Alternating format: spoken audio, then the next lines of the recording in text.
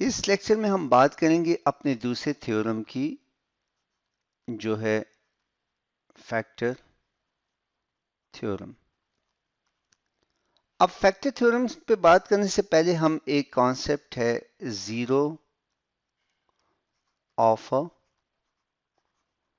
Polynomial, इसकी बात करते हैं। अब जीरो ऑफ अ पॉलिनोमियल वो है कि हर वो नंबर जिस पे आपकी पॉलिनोमियल एक इक्वेशन है, suppose x square minus 4x+3। अब x का हर वो नंबर 1 2 3 वट जो भी हो, जिस पे इस इक्वेशन का आंसर इक्वल टू जीरो आ जाए, तो उस x के नंबर को हम कहेंगे जीरो ऑफ अ पॉलिनोमियल। तो चलें इसको हम ट्राई करते हैं p ऑफ 1 पे। तो ये 1 का स्क्वायर माइनस 4 इंटू 1 प्लस 3, तो this is equal to zero. तो 1 is a zero of a polynomial.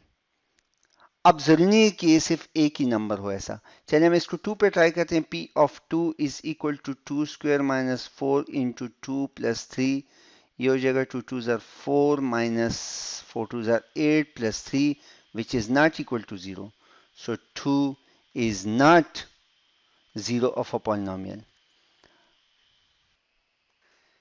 इसी तरीके से अगर हम p की वैल्यू 3 सब्स्टिट्यूट करें, ठीक है, अगर हम p की वैल्यू को 3 सब्स्टिट्यूट करें तो ये हो जाएगा 3 का स्क्वायर, तो 3 3 ज़ार 9 minus 4 into 3 plus 3 is equal to 0। ये हो जाएगा 9 माइनस 4 3 ज़ार 12 plus 3 which is equal to 0। ठीक है, इसको हम उड़ा देते हैं क्योंकि तो विच इज इक्वल, तो 3 is also a zero of polynomial.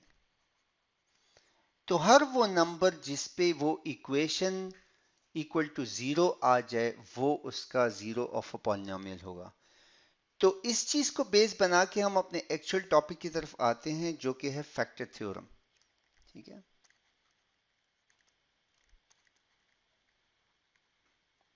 अब फैक्टर थ्योरम की स्टेटमेंट ये है कि अगर मैं किसी p ऑफ x को, ठीक है, किसी इक्वेशन से डिवाइड करता हूं, सपोज x माइनस आर से, तो अगर इसका रिमाइंडर इक्वल टू जीरो आ जाए, तो हम ये कहेंगे कि x minus r is a factor of p of x। और या हम ये भी कह सकते हैं कि हमारे पास p ऑफ r बराबर आएगा जीरो के, जो कि हमारे पास रिमाइंडर थ्योरम के थ्रू, जो zero of a polynomial theorem के थ्रू हमारे पास बात है कि अगर हम ये कहते हैं कि ये इसका फैक्टर है p ऑफ x का, तो अगर हम x की जगह इसकी वैल्यू सब्स्टिट्यूट करें तो इसका आंसर जीरो आएगा। तो चलिए अब हम इसका प्रूफ देखते हैं। तो हमारे प्रूफ में अब आप देखें, हम कहते हैं कि since p of x is a polynomial and let x minus r be a factor of p of x। तो हमने चूंकि कह दिया है कि ये इसका फैक्टर है, तो अगर ये इसका फैक्टर है तो if we divide p of x by x minus r,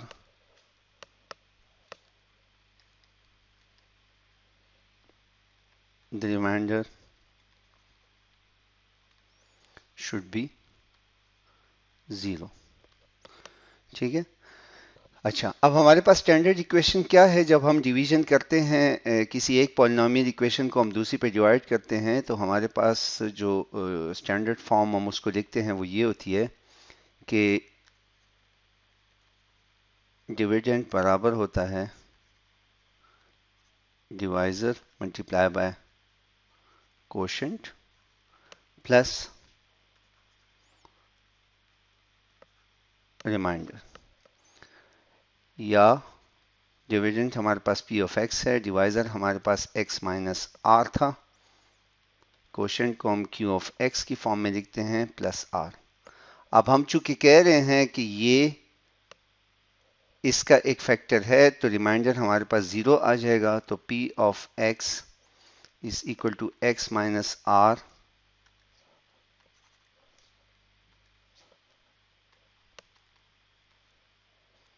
into plus zero. अब चूंकि x minus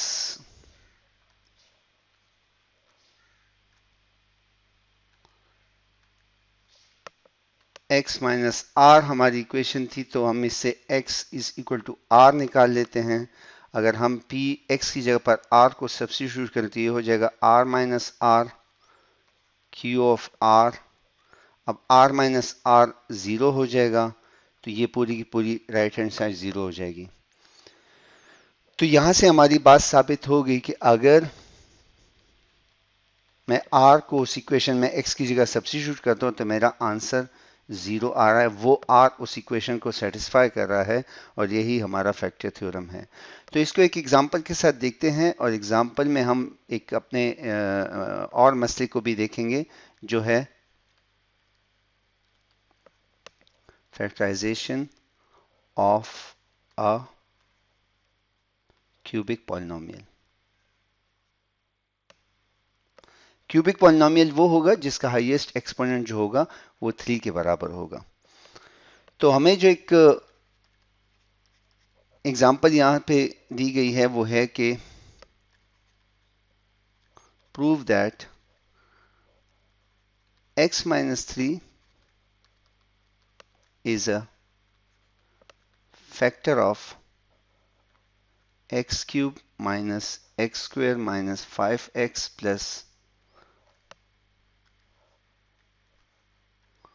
minus 3 is equal to 0। और साथ में ये भी पूछा गया है कि and also find the other roots। तो पहले तो हम ये देखते हैं कि क्या ये वाकई इसका फैक्टर है। तो अगर हम इसको p ऑफ x की फॉर्म में लिखें तो हमारे पास x cube minus x square minus 5x minus 3 is equal to 0 की इक्वेशन है। ये हमारे पास इक्वेशन थी कि p ऑफ x इसके बराबर था। तो अगर हमारे पास p 3 के ऊपर यहां से हमारे पास आ जाएगा x, अगर इसके ऊपर इस इक्वेशन का आंसर 0 हो जाए तो हम कहेंगे कि हाँ वाकई 3 जो है वो इसकी एक रूट है, और ये हमें 0 फॉर पॉलिनोमियल से पता चल रहा है। तो ये हो जाएगा 3 का क्यूब माइनस 3 का square minus 5 into 3 minus 3, and this will be equal to 27 minus 9 minus 15 minus 3, ठीक है, and this is equal to 0। इससे आंसर जब आप करते हैं 9, 15 और 3 को ऐड करें, उसको 27 से माइनस कर दें तो आपका आंसर 0 आता है। तो चूंकि इसने इस इक्वेशन को सेटिस्फाई कर दिया है तो हम कह सकते हैं कि yes x minus 3 is a root या factor of p of x। बाकी रूट्स के लिए हम ये करते हैं कि हम लिख लेते हैं अपनी इक्वेशन को x cube minus x square minus 5x minus 3, और इसको हम डिवाइड कर देते हैं इस चीज के ऊपर x माइनस 3 के ऊपर। तो डिवीजन का प्रोसेस कुछ यूं होता है कि अगर मैं इसको एक्स स्क्वायर से मल्टीप्लाई करूं तो ये एक्स स्क्वायर इस x माइनस 3 से मल्टीप्लाई होकर यहाँ पे मुझे x cube minus 3 x square देगा। साइंस रिवर्स हो जाते हैं, ये कैंसिल आउट हो जाएगा, यहाँ पर मेरे पास 2x स्क्वायर आ जाएगा, और ये चीज़ें एज इट इज़ नीचे आ जाएंगी माइनस 5x माइनस 3। अब अगर मैं इसको प्लस 2 से मल्टीप्लाई करूँ तो ये 2x से, तो ये मेरे पास हो जाएगा 2x square minus 6x। Science का रिवर्सल होगा, ये कैंसिल आउट हो जाएगा, 6x और 5 प्लस 6 से माइनस 5x है, यहाँ से x और माइनस 3 नीचे आ जाएगा। अगर मैं इसको +1 से मल्टीप्लाई करूं तो ये हो जाएगा x-3, साइंस रिवर्सल होंगे तो ये ख़त्म हो जाएगा, हमारे पास रिमाइंडर 0 रह गया। तो ये भी एक प्रूफ है कि देखिए हमारे पास वाकई जब मैं x-3 से अपनी इक्वेशन को डिवाइड करता हूँ तो रिमाइंडर 0 आता है। लेकिन अब आपके पास जो स्टैंडर्ड फॉर्म थी वो क्या कहती है कि p of x is equal to जो हमारे पास डिवाइज़र है जो x-3 था मल्टीप्लाई बाय जो कोशेंट है, कोशेंट जो डिवीजन के ऊपर हमारे पास वैल्यू आती है। अगर मैं इस चीज़ को यहाँ पे लिखूँ तो ये हमारे पास बेसिकली डिवाइज़र है, ये नंबर डिविडेंड है, ये हमारे पास कोशेंट है और ये हमारे पास रिमाइंडर है। तो हमारे पास हमारी जो फॉर्म आ जाएगी वो कुछ यूँ आ जाएगी कि x² + 2x + 1 और रिमाइंडर हमारे पास 0 है। तो basically x-3 into x² + 2x + 1, ये तो इस वक्त रूट्स यहाँ तक पहुँच गई हैं। अब ये मज़ीद सिंप्लीफाई हो सकती है ये चीज़, और अगर हम देखें तो इसको हम यूँ लिख सकते हैं कि x-3 इंटू x² मतलब a² + b² + 2 into a into b। ये बिल्कुल हमारे पास a + b whole square is equal to a² + b² + 2ab की फॉर्म बनती है। तो इसको हम यूँ लिख सकते हैं कि x-3 into x + 1 whole square. तो यहाँ से हमारे पास बेसिकली अपनी 3 रूट्स निकल आई। देखें 3 रूट्स हैं क्योंकि x-3 है और x + 1 है और x + 1 है। तो ये सारा बेसिकली जो चैप्टर था ये फैक्टराइजेशन के बारे में था, और आप देख सकते हैं कि फैक्टर्स निकालने के लिए कोई एक तरीका नहीं है। हम अपनी पॉलिनोमियल इक्वेशन को देख के उसके मुताबिक डिसाइड करेंगे कि हम कौन सा मेथड यूज़ करते हैं। कुछ तरीके जो दिखाए गए कि या तो आप उसको किसी स्टैंडर्ड जो हमारे पास अलजेब्रिक फार्मूला है उससे मैच करेंगे, अगर फार्मूले से मैच हो जाता है तो हम फिर उसकी जगह उस फार्मूले की वैल्यू लिख सकेंगे। नंबर 2 ये है कि हम उसको डिवाइड कर सकते हैं।